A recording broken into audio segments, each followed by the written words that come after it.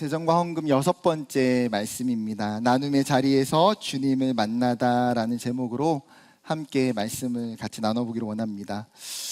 오늘 재정과 헌금의 마지막 설교인데 우리는 지난 시간들을 통해서 성경이 말하고 있는 재정관이 무엇인지 함께 살펴봤습니다. 간략하게 요약하면 이렇습니다. 성경은 돈이나 물질 자체를 죄라고 말하지 않습니다. 그러나 돈에 대한 바른 신앙과 기준이 없을 때에 돈이 가지고 있는 그 강력한 힘 때문에 우리는 맘몬이라고 하는 우상을 섬길 수 있는 위협이 얼마든지 많이 있다라는 거예요.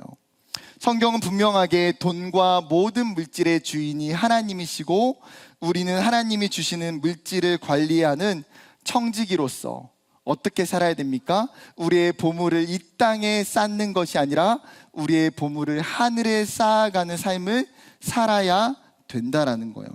그렇다면 어떻게 하며 하늘의 보물을 쌓을 수 있는지 구체적으로 이야기를 나누어 보고자 합니다. 보물을 하늘에 쌓는 인생이 되기 위해서는 물질을 모으는 것보다 물질을 사용하는 것이 훨씬 더 중요합니다. 우리가 이 세상을 살아가면서 세상의 여러 영상이나 책이나 강의들을 통해서 물질을 모으는 방법에 대해서는 사람들이 굉장히 많은 관심을 가지고 준비를 합니다. 그러나 반면에 물질을 흘려보내고 물질을 나누는 삶에 대해서는 잘 준비되지 못하는 것들을 발견하게 돼요. 어쩌면 청년의 때에 우리에게 있어서 물질을 모으는 것과 물질을 사용하는 것이 병행되는 것이 굉장히 중요하다는 사실입니다. 그럴 때에 돈이 더 이상 우리를 유혹하는 맘몬이 아니라 하나님의 뜻을 이루는 사랑의 연료가 될 수 있기 때문이에요.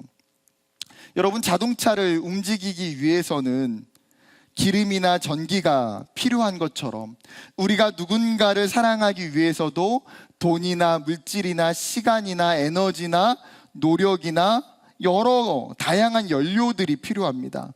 우리는 어쩌면 이러한 연료들을 가지고 누군가를 사랑하고 우리의 사랑을 흘려보내게 돼요. 이것을 어쩌면 나눔이라고 이야기합니다. 하나님의 백성들에게 있어서 나눔은 선택의 문제가 아니라 필수적인, 절대적인 가치이기 때문이에요. 그렇게 오늘 우리는 나눔이라는 주제를 가지고 세 가지의 흐름으로 살펴보고자 합니다. 먼저는 왜 우리가 나눠야 되는지, 나눔의 이유를 살펴보기 원하고요. 두 번째는 우리가 어떻게 나눠야 하는지, 나눔에 대한 방법과 마지막은 나눔에 대한 열매가 무엇인지, 나눔의 결과를 살펴보고자 합니다. 나눔이라고 하는 주제가 한 번이기 때문에 여러 가지 내용들이 함께 그래도 섞여서 좀 살펴봤으면 좋겠어요. 첫 번째, 나눔의 이유는 나눔은 하나님의 뜻이자 그분의 명령이기 때문입니다. 여러분, 우리가 살아가는 이 세상은요, 굉장히 다양한 계층이 존재합니다. 여러분, 강남이나 정말 사람들이 잘 사는 부자 동네를 가보세요.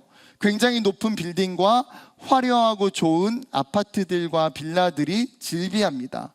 그러나 반면에 서울 안에서도 저희가 청년들이 성탄절이면 항상 연탄 나눔 행사를 하거든요. 그러면 서울의 어떤 지역들은 여전히 연탄을 사용하는 굉장히 허름한 가구들이 있는 것을 보게 돼요.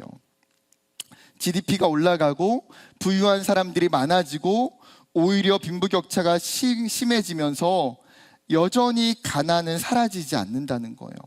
하나님은 이 사실을 신명기에서 이렇게 말씀하십니다. 15장 11절, 땅에는 언제든지 가난한 자가 그치지 아니하겠으므로 내가 내게 명령하여 이르노니 너는 반드시 내 땅 안에 내 형제 중 곤란한 자와 궁핍한 자에게 내 손을 펼지니라. 땅에는 언제나 뭐가 있다고요? 항상 가난한 사람들이 그치지 않다라고 분명히 성경이 하나님이 이야기하고 계세요. 여러분, 이러한 가난은 단순한 물질적인 가난뿐만 아니라 영적인 가난도 가난이고요, 신체적인 가난도 가난이고요, 정서적인 가난도 동일한 가난이에요. 이러한 가난한 사람들이 우리의 주변에 항상 있다라는 거죠. 그런데 이러한 세상에서 하나님의 자녀들에게 지금 하나님이 주시는 강력한 도전이 무엇입니까? 내 형제 중에 곤란한 자와 궁핍한 자에게 내 손을 펼치라. 여러 가지 가난의 종류 가운데에 가난하고 궁핍하고 어려운 사람들 가운데에 그들을 돌보고 섬기고 나누라는 거예요. 여러분, 우리가 누군가를 돕고 우리의 것을 나눠야 하는 가장 궁극적인 이유는 이것이 하나님의 뜻이고 하나님의 명령이고 하나님의 말씀이기 때문이에요. 나눔의 이 요청은 단순한 사회적인 필요나 우리의 도덕적인 행위 때문이 아닙니다. 나눔은 하나님의 성품을 담는 일이고 하나님의 그 거룩함을 드러내는 행위예요. 왜 그렇습니까? 우리의 하나님은 나눔의 하나님이시기 때문이에요. 그 하나님께서 이 땅을 창조하시고 이 땅을 인간들에게 허락해 주시고 사용하도록 나눠 주셨어요. 하나님은 이스라엘 백성들이 광야 가운데 살아갈 때에 만나와 메추라기로 먹이시고 그들을 입히시고 나눠 주셨어요. 하나님은 이 땅 가운데에 죽을 수밖에, 죄로 인해서 죽을 수밖에 없는 인간들을 위해서 자신의 하나밖에 없는 아들 예수 그리스도를 십자가 위에 나눠 주셨어요. 그리고 심지어 이 땅 가운데 우리가 믿음으로 살아가도록 성령 하나님 또한 나눠주셨어요. 지금도 여전히 하나님 우리 가운데에 수많은 복과 지혜와 은혜와 은사들을 여전히 우리 가운데 나눠주고 계세요. 따라서 나눔은 우리로 하여금 하나님의 성품을 닮아가는 과정이고 그분의 거룩한 사역에 동참하는 행위라는 거예요. 하나님께서 아브라함을 부르시면서 뭐라고 약속하시고 명령하십니까? 너를 통해서 복의 근원이 되고 너를 통해서 나의 복이 흘러가게 하겠다라고 하나님 말씀하시고 약속하세요. 이 약속은 아브라함뿐만 아니라 하나님의 모든 백성들 가운데의 동일한 명령이고 약속이었어요. 하나님이 여전히 여러분의 삶을 통해서 하나님의 복이 흘러가기를, 하나님의 은혜가 흘러가기를 원하신다는 거예요. 신명기 26장 11절은 이렇게 이야기하죠. 내 하나님 여호와께서 너와 내 집에 주신 모든 복으로 말미암아 너는 레위인과 너희 가운데 거류하는 객과 함께 즐거워할지니라. 여러분, 하나님이 주신 복이요 결코 나에게만 머물러 있으면 안 된다는 거예요. 너와 내 집에 주신 모든 복으로 인해서 누가 즐거워요? 레위인들, 객들, 다른 사람들이 함께 기뻐하고 함께 즐거워하고 함께 누리기 원하신다는 거예요. 그렇기 때문에 우리는 하나님을 사랑하고 이웃을 사랑하라고 말씀하신 이 명령을 하나님의 나눔이라고 하는 이 순종을 통해서 실현해 갈 수 있다라는 거예요. 두 번째 나눔의 이유는 나눔은 심판의 때에 우리를 구분짓는 신앙의 증거이기 때문이에요. 오늘 읽었던 본문 마태복음 25장은요 예수님의 심판과 재림을 묘사하는 본문이에요. 31절은 이렇게 시작하거든요. 인자가 자기 영광으로 모든 천사와 함께 올 때에 자기 영광의 보좌에 앉으리니. 지금 어떤 장면이에요? 인자가, 예수님이 다시 이 땅 가운데 재림하셔서 심판하시기 전에 그의 보좌 우편에 앉으시는 장면이 등장하고 있어요. 그리고 나서 모든 민족을 주님께로 모아서 그 민족들을 각각 나누신대요. 근데 그 나누시는 방법이 무엇입니까? 목자가 양과 염소를 나누듯이. 여러분, 양과 염소는 낮에 함께 들판에서 같이 지내다가 밤이 되면 따로 구분되어 생활하게 돼요. 마치 이런 것처럼 사람들이 서로 다른 편에, 한쪽은 오른편, 한쪽은 왼편에, 다르게 표현하면 하나님의 구원받는 백성들과 하나님께 구원받지 못한 백성으로 하나님이 나누신다는 거예요. 그런데 오늘 본문을 보면 우리에게 찾아오는 의문점은 이 심판의 기준이 특별하다는 거예요. 마치 심판의 기준이 오늘 본문을 읽으면서 느끼게 되는 거는 선행과 나눔으로 보여질 수 있는 오해의 소지가 다분하다는 거죠. 그러나 오늘 본문은 결코 구원의 방법, 하나님의 나라의 자녀가 되는 기준이 선행과 나눔이라고 이야기하는 본문이 아니에요. 여러분, 우리가 아는 것처럼 성경이 모든 말씀을 통해서 이야기하고 가르쳐주고 있는 것처럼 예수를 믿는 믿음으로 말미암아 구원을 받게 되고 영원한 생명은 우리의 자의적인 노력과 우리의 힘을 통해서 주어지는 것이 아니라 하나님의 전적인 은혜 때문에 주어지는 거예요. 그러나 진짜 믿음은 단지 주의 이름을 부른다고 해서 되는 것이 아니라 반드시 삶의 열매로 그 믿음이 증명되어야 한다라는 거예요. 마태복음 7장 21절에 이렇게 이야기하죠. 나더러 주여 주여 하는 자마다 다 천국에 들어갈 것이 아니요 다만 하늘에 계신 내 아버지의 뜻대로 행하는 자라야 들어가리라. 지금 몇몇 사람들이 열심히 주님을 내가 알고 있고 내가 주님을 믿는다고 부르짖지만 예수님이 그들에게 강력하게 경고하시는 말씀이 무엇입니까? 너희가 나를 안다고 피상적으로 알고 있다고 이야기하지만 그럴 때에 결코 하나님의 구원이 너에게 임하지 않는다는 거예요. 무엇이 중요합니까? 진정한 예수의 자녀는 아버지를 분명히 아는 것이고 그 아버지의 뜻대로 살아가는 자가 참된 예수의 자녀가 될 수 있다는 거죠. 믿음은 눈에 보여지지 않지만 나눔이라는 실천을 통해서 그 믿음의 실체가 드러날 수 있기 때문에, 여러분, 그렇기 때문에 구원받는 우리는 반드시 신앙의 증거로서 내가 믿음을 가지고 있다는 이 신앙의 증거로서 나눔의 삶이 우리에게 반드시 나타나야 한다는 거예요. 세 번째 나눔의 이유는 나눔은 주님을 만나는 통로이기 때문입니다. 본문으로 들어가서 35절과 36절은 도움이 필요한 사람들의 6가지 상황을 보여주고 있어요. 같이 한 번 더 읽어볼까요? 35절과 36절 시작. 내가 줄일 때에 나그네 되었을 때에 영접하였고 헐벗었을 때에 옷을 입혔고 병들었을 때에 돌보았고 옥에 갇혔을 때에 와서 보았느니라.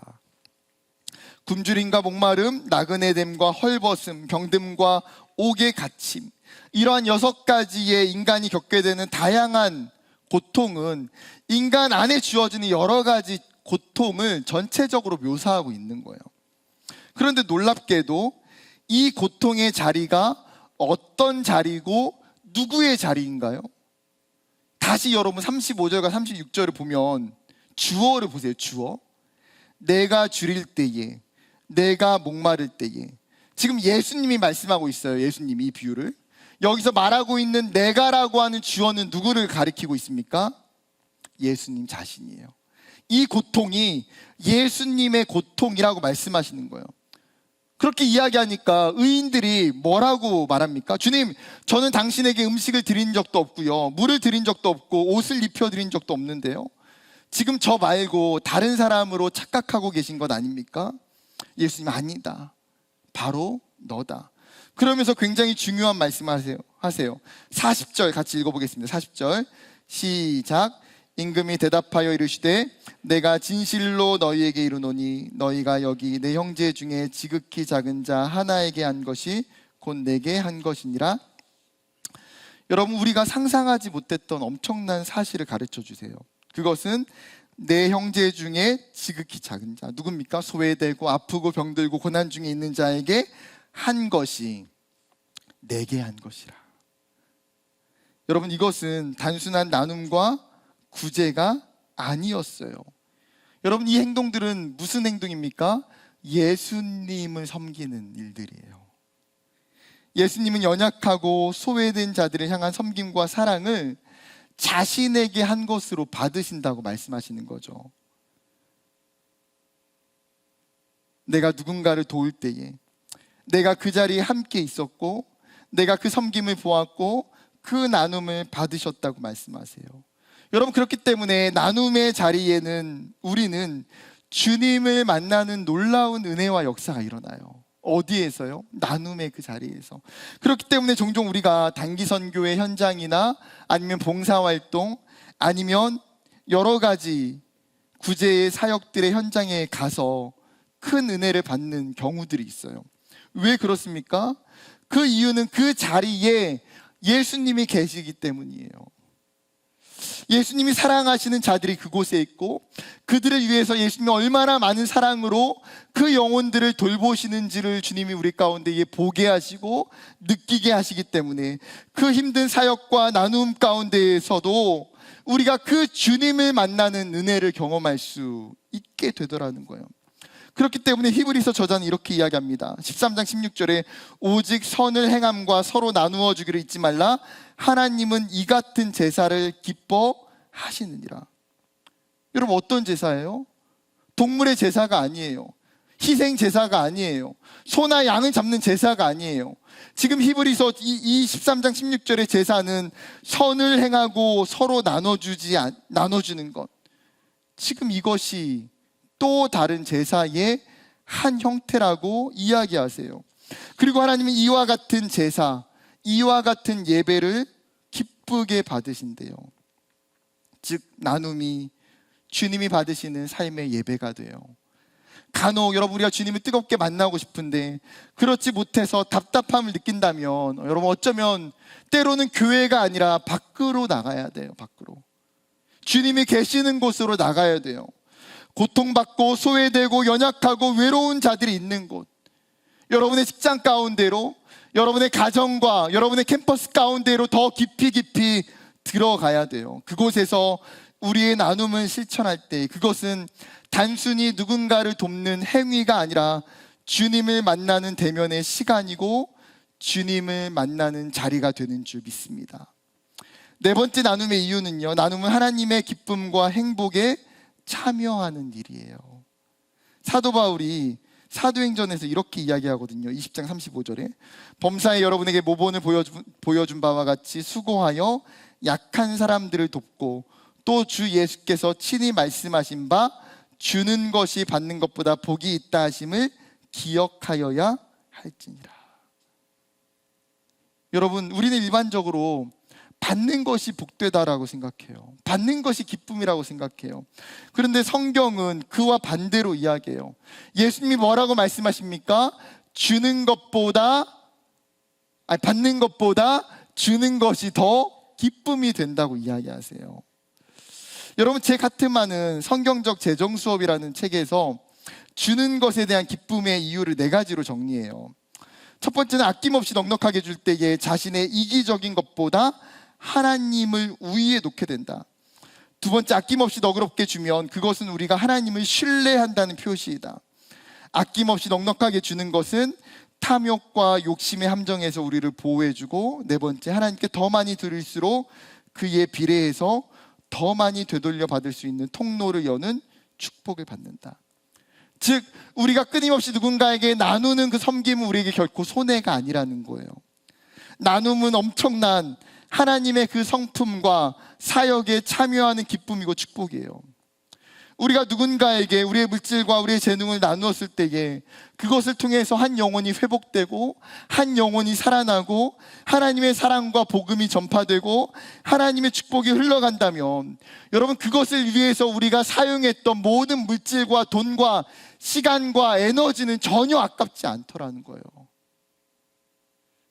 비교될 수 없는, 우리가 그 나눔으로 흘려보냈던 그 어떤 것보다도 비교될 수 없는 가치와 기쁨을 하나님 우리에게 주시기 때문에, 여러분, 우리나라에서 굉장히 선한 영향력들을 많이 끼치는 연예인들이 있어요. 그 중에서도 김장훈, 션, 아이유, 유재석, 장나라, 이런 연예인들은요, 해마다 정말 계속해서 자신의 물질을 기부하고 나눠요. 여러분, 그들이 계속해서 나눌 수 있는 이유가 뭘까요? 그것이 자신들에게 유익함이 있습니까? 그 이유는 어쩌면 저마다 각각 다를지 모르겠지만 공통 분모의 고백은 뭐냐면, 나눔을 통해서 기쁨이 있다는 거예요. 나눔을 통해서 감사가 있다는 거예요. 자신에게 주어진 것을 나눌 때에 오히려 더 많은 감사와 기쁨이 있기 때문에, 여러분, 우리도 이 나눔을 통해서 하나님이 우리 가운데 주시는 그 천국의 기쁨과 희열을 맛봤으면 좋겠어요. 성경의 말씀처럼 받는 것보다 주는 것이 더 기쁨임을, 그리고 그 하나님의 기쁨에 계속해서 동참하고 싶은 열망들이 저와 여러분의 삶에 나타나기를 축복해요. 그렇다면 한 걸음 나아가서 어떻게 나눠야 되는지 방법에 대해서 함께 살펴보기로 원해요. 첫 번째는요, 무엇을 나눌지 결정해야 돼요. 여러분, 나눔은 추상적인 감정이나 의지가 아니에요. 나눔은 실제로 내가 지금 가지고 있는 구체적인 자원을 내어놓는 것이에요. 때로는 물질과 시간과 노동력과 재능과 지식과 노하우와 기술과 은사와 달란트 등 내가 가지고 있는 자원이 무엇인지를 돌아봐야 돼요. 하나님 나에게 무엇을 주셨지? 지금 내가 무엇을 가지고 있지? 나는 무엇을 누군가에게 나누면 좋을지? 여러분 생각하고 이 질문을 하면서 내가 가지고 있는 나눔의 요소를 발견하는 것이죠. 이러한 성찬은 오히려 하나님이 내 삶 가운데 얼마나 많은 것들을 주셨는지를 발견하는 시간이 돼요. 종종 우리의 마음속에 들어오는 마음이 무엇입니까? 하나님 왜 나는 다른 사람보다 더 많이 안 주셨어요? 하나님 은사도 달란트도 왜 하나님 저는 다른 사람보다 부족하죠? 하나님 물질이 하나님 재능이 다른 사람보다 왜 저는 부족하죠? 우리는 끊임없이 누군가와 자신을 비교하며 상대적인 박탈감을 가지고 살아가요. 하나님에 대한 서운함과 아쉬운 마음들을 토로할 때가 있어요.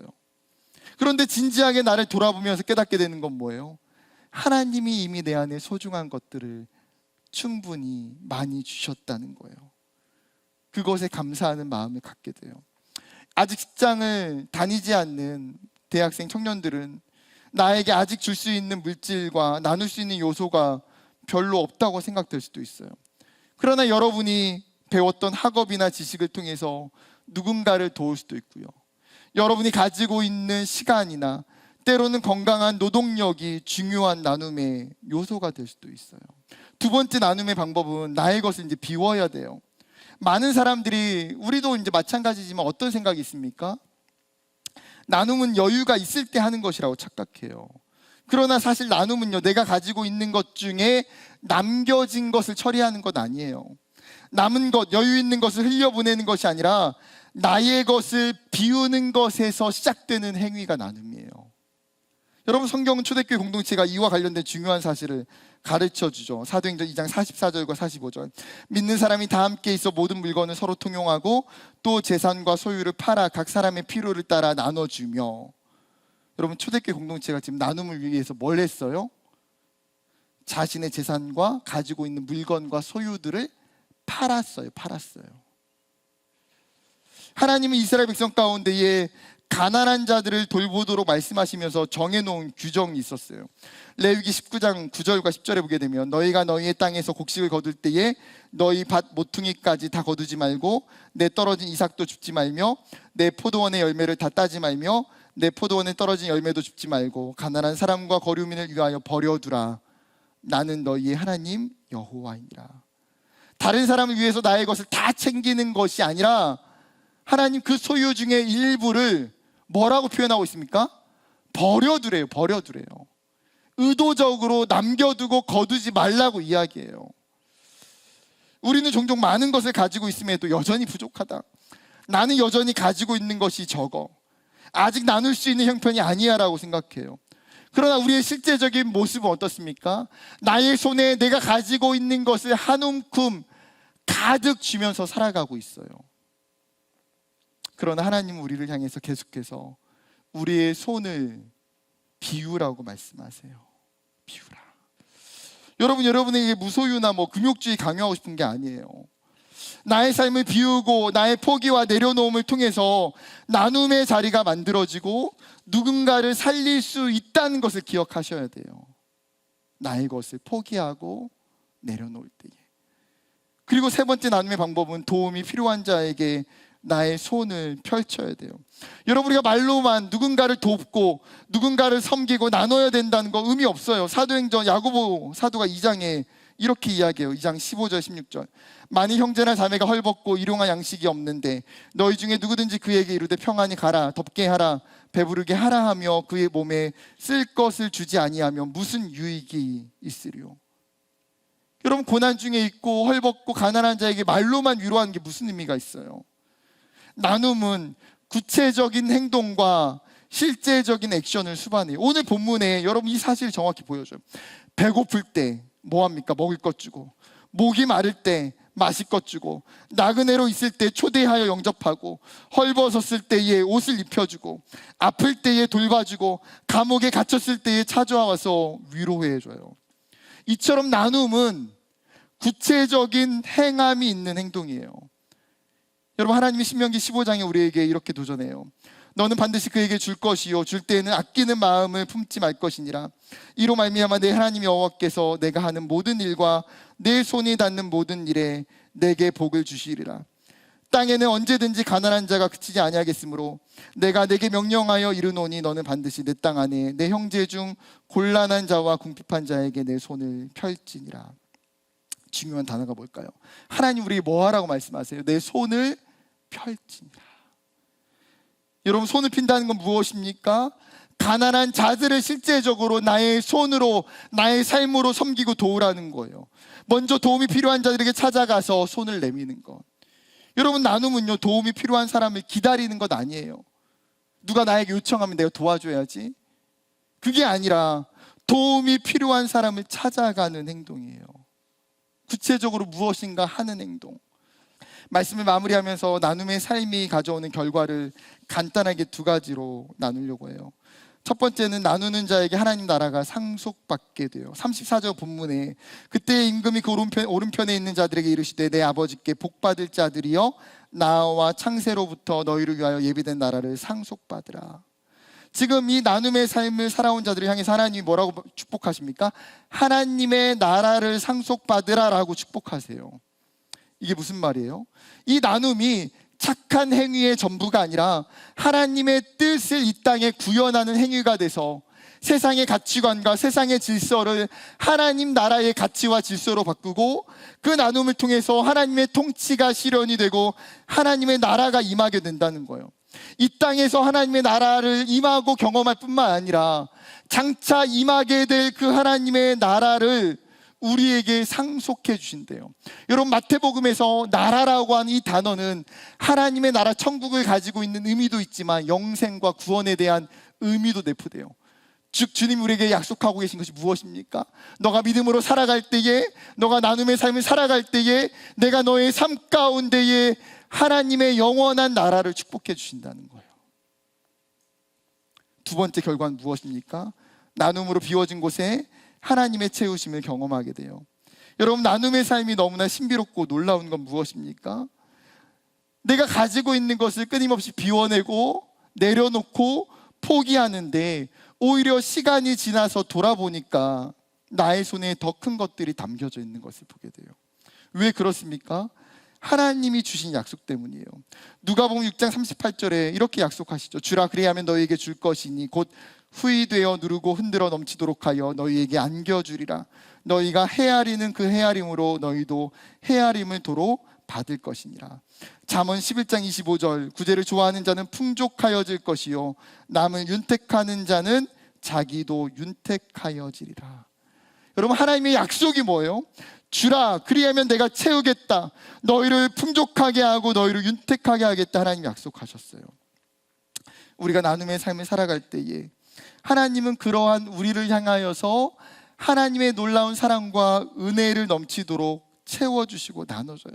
오히려 내가 나눴던 것보다도 더 큰 나눔으로 하나님의 말할 수 없는 우리의 빈자리에 하나님의 방법과 하나님의 부요함으로 우리의 삶을 채워가세요.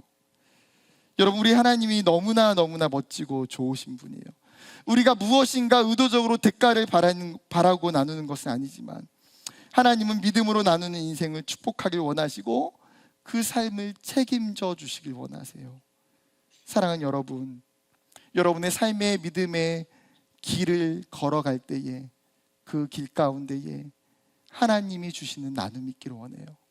여러분의 삶에 그 나눔의 스토리가 가득 채워지기를.